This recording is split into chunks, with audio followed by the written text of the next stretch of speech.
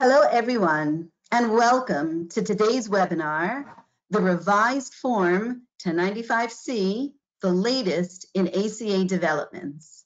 I'm Yonina F. Scheinweather, CPA, the Consulting Director of Compliance at Viventium.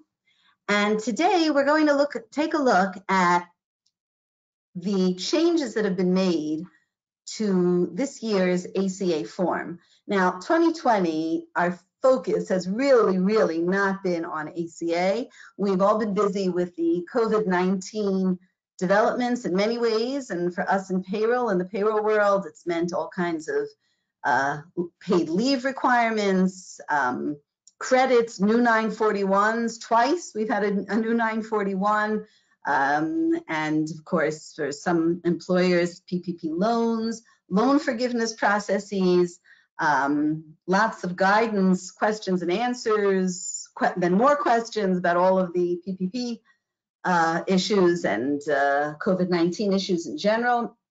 So ACA has really not occupied too much of our brain space, but we do need to give it its due because the IRS has revised Form 1095-C. Now, for those of you who aren't as familiar with ACA, especially the year-end reporting, the 1095-C and the 1094-C, which is the transmittal, 1095-C is a form that you need to give if you're a large employer for ACA purposes. You need to give to each one of your full-time employees and any employee who's enrolled in coverage. And the 1094-C is kind of like the W-3. It goes along with the W-2s. 1094-C is the transmittal of the 1095-C. So the purpose of today's webinar is really not to go into detail for these ACA forms. Those of you who'd like more information about it are invited to check out viventium.com and our ACA resources page. What we're going to be doing today is a look at what has changed on the 1095-C and how it will affect your year-end reporting. I want to point out, though, that even though 1095-Cs are annual forms, we only meet them once a year, they require monthly tracking. They need to be in our conscience. We need to be aware of them throughout the year because the 1095-C asks for information month by month for all the 12 months of the year for each one of your employees. Now, of course, those of you who are with Viventium know that in our ACA suite, you have, monthly tracking, you have all your little widgets that tell you what's missing, what you still need to do, how to measure each of your employees, right? The various periods that need to be measured. Those of you who are with other providers or perhaps using in-house software, of course, if it's the first year you're doing it, you need to be aware to keep this information month by month. If you've done it before, you're probably familiar with this already. And the latest changes to 1095-C are also changes that require us to keep information in mind every month. The main change to the form centers on a brand new kind of ACA plan that was just allowed as of 2020, and it's called the ICHRA, the ICHRA. Not all employers, of course, have offered ICHRAs, but those who have to deal with a total of 8 new codes on the 1095-C. We're going to take a look at those new codes today. Those of you who have not offered an ICHRA in 2020, but maybe considering offering one in 2021, would also be interested to hear what information you need to be tracking to be ready for this new offering. So first of all, what is an ICHRA? It stands for Individual Coverage Health Reimbursement Account. Those of you who have been in the health reimbursement account space in terms of employee benefits know that in the olden days when ACA got started, HRAs were forbidden. They were not allowed under ACA for various technical reasons. And that put many employers and employees in a bind because what an HRA is it says, you, the employer, you don't want to offer a group plan, or you're just, for whatever reason, you've chosen not to offer a group plan to your employees. Instead, you've set up reimbursement accounts that you as the employer are going to make contributions to, and HRAs are only employer funded. There are no employee contributions. They're totally funded by employer contributions. And the employees can withdraw amounts from their HRA in order to purchase their own coverage on the individual market, not as a group plan. And that had been a great thing. That was a way for employers who didn't offer group plans to still benefit their employees, and employees enjoyed that very much. But ACA accepted them. You could not use HRAs under ACA.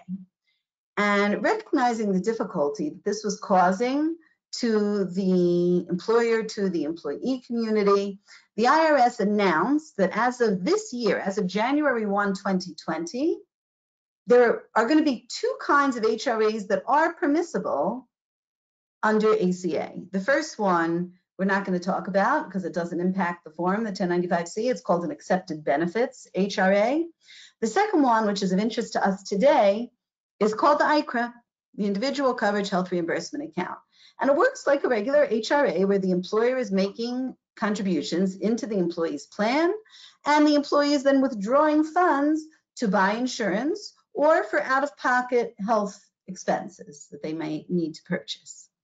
There are certain requirements in order for an HRA or for an individual coverage HRA to be acceptable under ACA, the most important of which is the employee must actually certify that they have individual coverage. They can't just use it for out-of-pocket health expenses without coverage. They must certify that they have coverage, whether they purchased it on the exchange, the ACA marketplace, or whether it's Medicare, whatever it may be, whatever type of coverage they have, but they must certify that they have it in order to qualify to have for their employer to give them an ICHRA. Now, what we're concerned with today is the 1095-C from the employer's point of view, and that is, whenever we talk about ACA plans, you know we talk about two basic concepts. One is affordability, and one is minimum value. Right? We always look for at least minimum essential coverage to protect ourselves from penalties, from ACA penalties, employer shared responsibility payments, and preferably minimum value plans. Okay, and that's something your broker tells you if a plan is minimum value, which means it meets an actuarial definition of the amount of benefits that it pays out. And the second thing is affordability. Affordability is something that you need to know and that your payroll provider, your solutions provider, needs to be helping you with. Affordability, as you know, meant that it started off that if you offer employees group coverage, you're allowed to ask them to contribute as long as the contribution that you're asking them for is affordable. And affordable was basically defined as 9.5% of the employee's income. But when it comes to an ICHRA, you're not offering coverage. They're not even paying you for the coverage. They're buying it on an exchange. They're getting it from somewhere else. They're not getting it from you. So what does affordability mean when we talk about ICHRAs? This is what it means.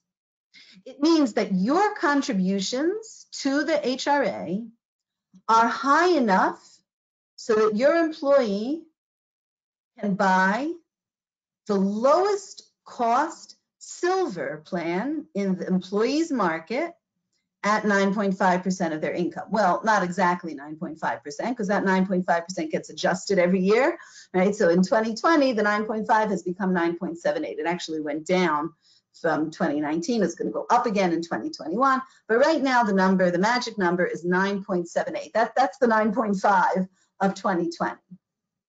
So if you contribute enough to your employee's HRA that when the employee withdraws money from the HRA and uses it to pay for whatever insurance they're purchasing, they don't have to pay more than 9.78% of their income to purchase the lowest cost silver plan. Now, I want to make this clear. There's two things going on here.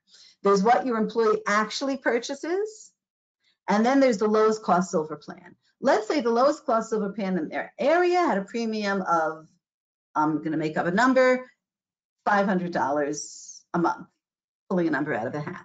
They live in a location where the lowest cost silver plan is $500 a month. Let's say they don't purchase a silver plan. They purchase something much higher, right?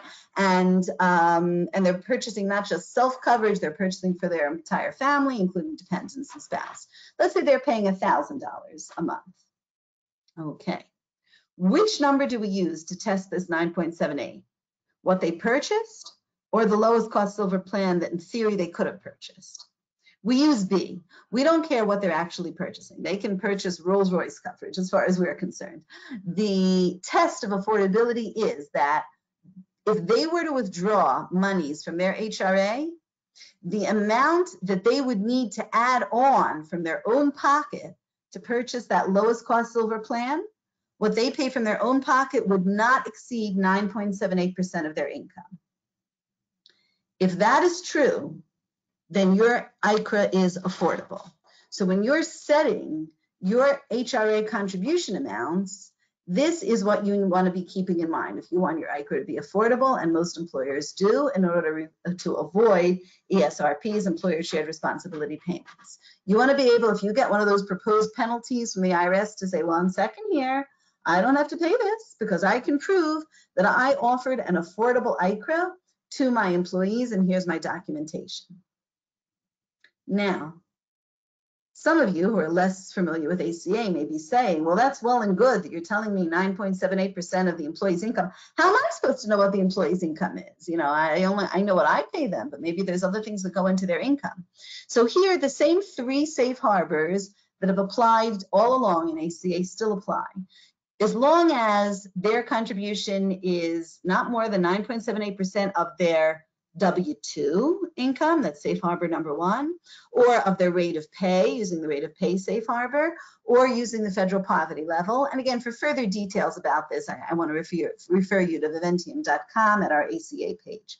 But the same 3 safe harbors, tried and true, that we've all grown to know, W-2, rate of pay, federal poverty level, those same 3 safe harbors apply in defining income for the affordability test of ICHRAs as well.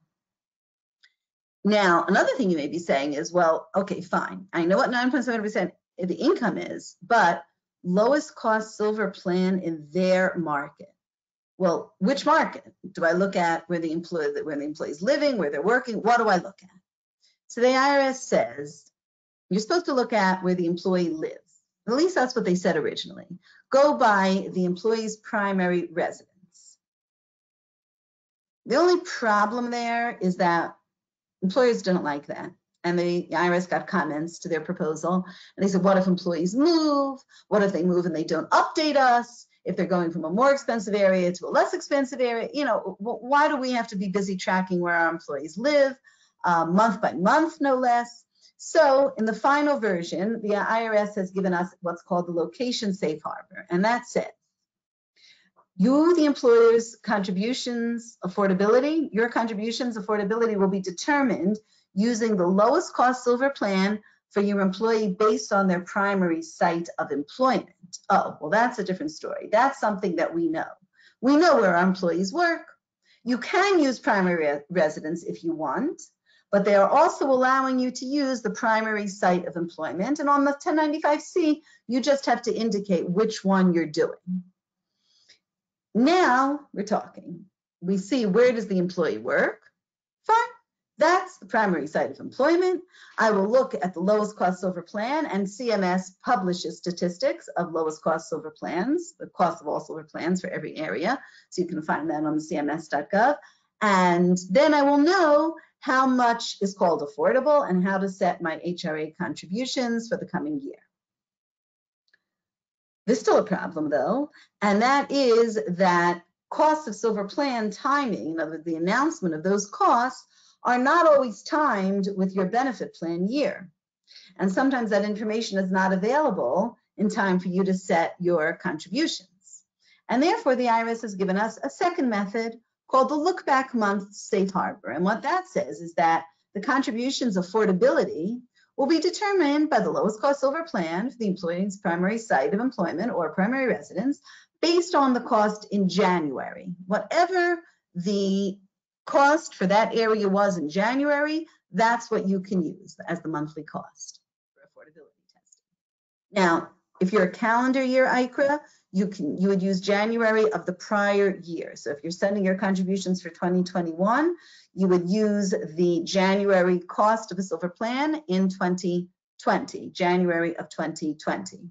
If you are a non-calendar year ICHRA, then you can use January of the current year. Whatever year you're in, use the January cost. Now, what's not clear, and we don't have final guidance on this yet, is if this primary site of residence or primary site of employment is available under the look back month safe harbor as well. The IRS was not as clear in the regulation about that as they were when it came to the location safe harbor. Our assumption at this point, based on current information, our current understanding of what's available, is that yes, you would have the choice of using either the primary site of employment or the primary residence, even if you choose to use the look back month safe harbor, meaning probably should just call it a January safe harbor. I don't know why it's called look back month, but okay. If you use the January safe harbor, apparently, to the best information available, you can use either the primary site of employment cost or the primary residence cost. Hopefully, future frequently asked questions or guidance to be released by the IRS will clarify that. Now, the reason I'm saying is that we don't have final guide. The reason I'm saying we don't have final guidance is because all we have is the draft form, which is not as of the date of this webinar and has not been released as a final form yet.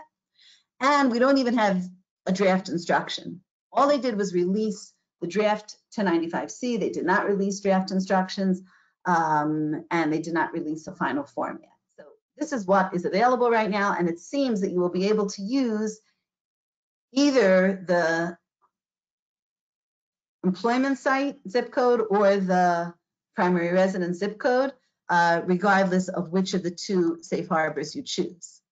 Now, on the 1095C, on line 14, as you probably remember, we have something called Series 1 codes. Series 1 codes tell us what type of coverage did you offer to your employees. So, you know, if you offered employee only or employee plus dependents, was it an affordable plan? Well, now you also have codes for the ICHRA with all the different permutations that are possible. Because ICHRA is now an ACA offering if you've offered it.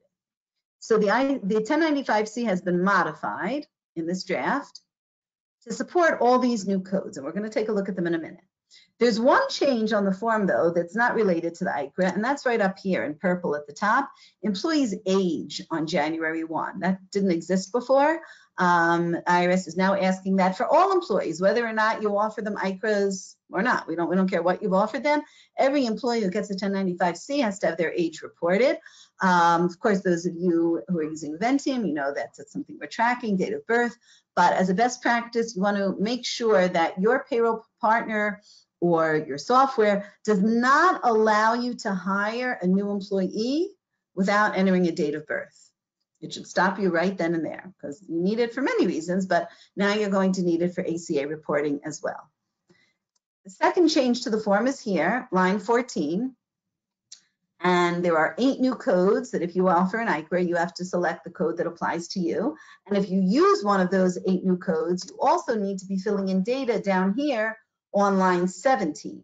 Month by month, you need to be reporting the employee's zip code, whether it's the primary employment site zip code, or if you've chosen to use the resident zip code. You don't need to indicate which one, but you do need to tell the IRS which zip code you're using. And for obvious reasons, because when they check affordability, they need to know what location is this affordability testing supposed to be based on. Now, IRS has not yet told us what they want us to be putting on line 15 for an ICHRA, meaning the employee required contribution. Obviously, there's no employee contribution to an ICHRA. As I mentioned earlier, it is only employer funded. Hopefully, the final form will tell us what they want us to be putting there. And in terms of section line 16, which are the Series 2 codes, again, they haven't told us anything about what to do there for ICHRA. All they've told us is about the new codes on line 14. Another best practice. Make sure that your payroll solutions provider is allowing you to track zip codes with effective dating or to track them on a month-by-month basis. Meaning if an employee will move, does your software store historical zip code data, or does it just say, well, okay, give us the address, here's the new address, that'll override the old address. Most systems, we're not designed to keep historical zip code data because, quite frankly, there was very little use for it. However, due to this new ACA change, you want to be checking with your payroll solutions provider. Of course, Viventium will be supporting a month-by-month zip code. And somewhere, somehow, your payroll solutions provider needs to be giving you a place. It could be in the ACA module. As in Viventium, it's going to be in the ACA module where you'll be tracking zip codes. But the information does need to be stored, and historical zip code reporting has now become reality, at least if you're offering ICRAs or considering offering ICRAs to your employees. What about the new codes? Again, you want to make sure that your software package, your software provider, your payroll solutions provider is supporting all 8 codes of the new ICRA format. Viventium is, for those of you with Viventium, so you can be relaxed about that. And this is, again, all the different possible combinations. 1L is if you offer an ICRA to your employees only, and it's affordable, and that affordability is determined using the primary residence zip code. Most of you probably won't be using primary residence because of the technical difficulty of tracking employees' residencies. 1M is if it's an ICRA to employee and dependents, but not spouse, using the primary residence zip. And 1N is employee, spouse, and dependents using the primary residence zip. Now we go to the next bunch of combinations. 1O, it's employee only ICRA using the employment site zip code. And even though when you put down the zip code, you don't, in line 17, you don't need to label it if it's employment or residence. It's here up in line 14 that you are telling the IRS which zip code it is. The next one is the 1P, which is employee and dependents, but not spouse, using employment zip code. 1Q is employee, dependents, and spouse using employment zip code. Now, you might be saying, well, what if I have an employee who works in more than one location? I have employees who roam, who travel, different locations. So the IRS, in their regulations, they've had a definition of what is called employee's primary site of residence and the number of factors that determine what the primary residence is. I would refer you to there for, the primary work site, sorry. There are factors that determine what the primary work site is. And I would refer you there, or of course, you're welcome to reach out to me after this webinar through our marketing contact information, which will be at the end of the slide, and I can guide you to that guidance as well. 1R is a little bit different if you are getting bored of all the different combinations. 1R means you offered coverage to the employee, or to the employee and spouse, or to the employee and dependents, or to the employee, spouse, and dependents, doesn't matter, but that HRA is not affordable, meaning the amount of contributions you're making forces the employee, if they're going to be purchasing the lowest cost silver plan in their area, they would have to spend out of pocket more than 9.78% of their income, either using the W-2 safe harbor or the rate of pay safe harbor or the federal poverty level safe harbor. However you slice it, it's not an affordable plan. If it's affordable, by the way, under only one of those safe harbors, you're saved. It's fine. You don't fall into this. But if none of the 3 work, it's still gonna, they still have to pay more than 9.78% even after all 3 safe harbors are tried. Then you would have to use 1R. And the coverage would not be affordable. It would not be protecting you against an ESRP. And finally, the very last code, the 1S, is you offered an ICRA to an individual who is not a full-time employee. So here again, this is an example of where you have to give a 1095-C to someone who is not even a full-time employee. We said earlier it would be if an employee is enrolled in coverage, even if they're not full-time. And here we have a new requirement that any non-full-time employee who is offered an ICRA, even if they don't accept it, by the way, even if they waive it, but if you offer ICRAs to non-full-time employees, you now have an obligation to issue them a 1095-C. It's an important point. For those of you who would like to reach me for further information, you're welcome to reach out to me at my email address, which is yshineweather, My last name is Shineweather, Shineweather, preceded by my first initial, Y Shineweather, at viventium.com.